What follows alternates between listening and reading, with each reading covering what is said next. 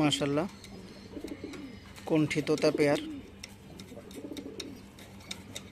মাদিটার মধ্যে রাব্বানির ব্লাড আছে, নটটা পিওর কণ্ঠী গলা।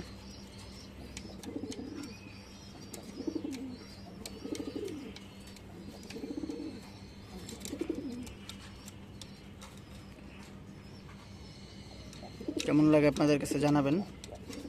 খুব সুন্দর একটা পেয়ার, দুইটাই মল্টিংয়ে আছে, যার কারণে ওদের আসল রূপটা বোঝা যাইতেছে না।